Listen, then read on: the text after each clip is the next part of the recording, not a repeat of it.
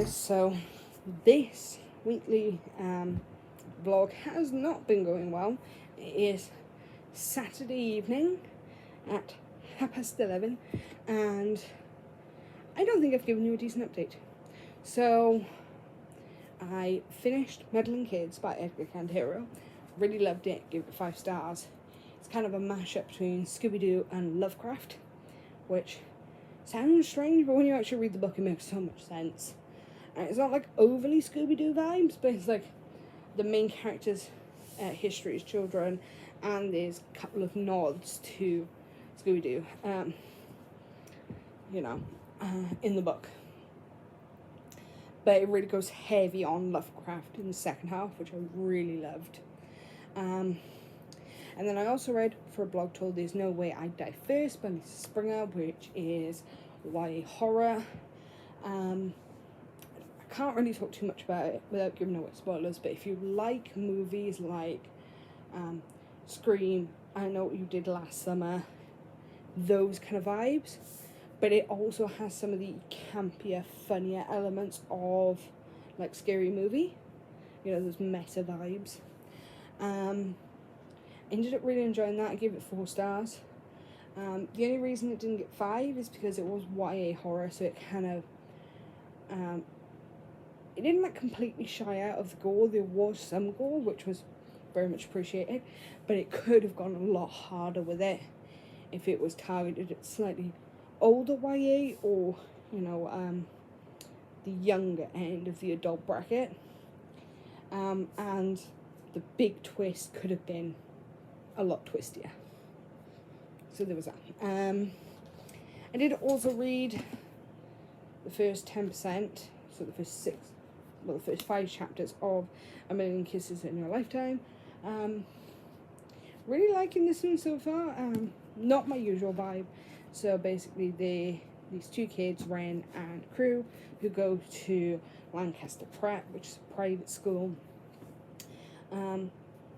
which is basically owned by Crew Lancaster's family. Now Ren is practices abstinence, so she's saving herself for marriage. She's still a virgin, even though a lot of her friends are, a lot of her schoolmates aren't. And Crew is kind of obsessed with her, especially her kind of innocence, her purity. But she thinks he hates her, and he sort of does in a way, but he's more of like sexually frustrated with her because he knows if he was ever to try and approach her, she would shut him down,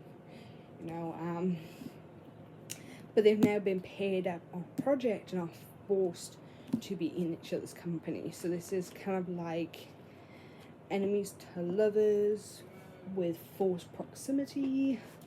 But yeah, I enjoyed the opening,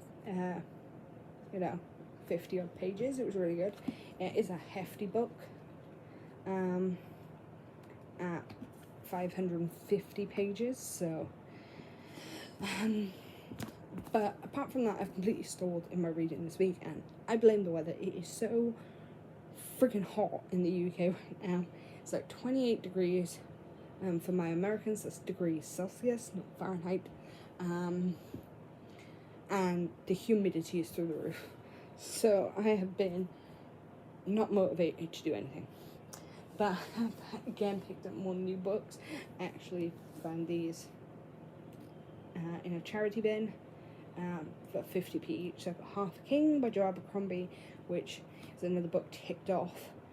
I think I've only got 4 or 5 more, and I own basically everything Joe Abercrombie has written in the First Law universe, so it's that. And I also managed to pick up a copy of The Paris Apartment by Lucy Foley, and I was surprised to find this because it's, in my brain, it's still a relatively new book, so yeah, it's not the most well looked after copy. He is a bit bent and a bit warped, but that should be alright. So my plan was for this month, I do have one other blog till this month I have to get to, which is the Society for Soulless Girls. And I think there's one other one.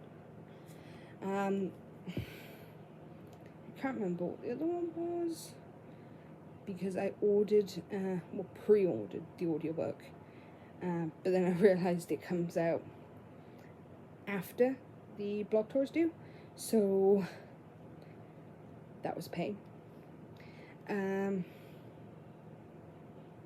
What was it? Oh yeah, This Dark Descent by Kaylin Josephson. I really enjoy her writing.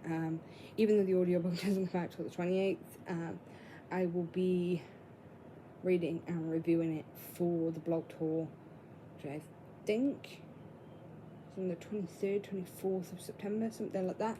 So I have 2 more blog tours this month to get to, and then I have 2 very early in October, so I at least want to get a head start on one of those this month. I also need to catch up with Anita Blake because they're starting Skin Trade this month, which is book 17. I'm supposed to be starting Narcissus in Chains, which is book 10, so I'm pretty behind on that. And then I also need to finish Malice. I'm just really not feeling Malice right now, and it's weird. In the past 6 months of me doing Destroy My TBR over on Discord, almost every high fantasy book we've polled, I've either started reading and put down or just completely skipped. So I skipped Game of Thrones because I just could not invest the amount of mental energy needed for that book. And I'm finding myself in a very similar situation with Malice. And I don't know whether it's just I'm really not in the mood for high fantasy right now, or I don't know. But our next book is also high fantasy, and that's She Who Became the Sun. So I will try and read a bit more of Malice before the end of the month. But it really isn't a thing right now. So I think my goals for today and tomorrow, well, tonight and tomorrow, would be Furiously Happy by Jenny Lawson, because I've started reading that and it's hilarious, and Narcissus in Chains by Laurel K. Hamilton, and then try and make a start on the Society for Soulless Girls, and go from there. So yeah, that's it for tonight. I'll probably check back in with you in the morning on what I read throughout the night tonight, so I'll see you a bit later.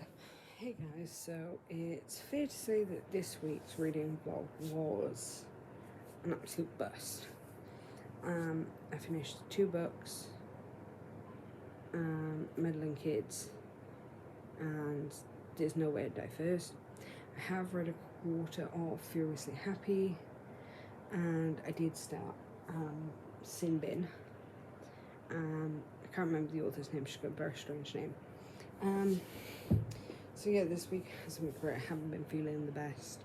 I've just generally had a really busy week. The next week is also really busy for me, so I don't know how much I'm actually going to get read this week either, which is a shame because this is the run up to spooky season and I should be digging all my books, but I'm not.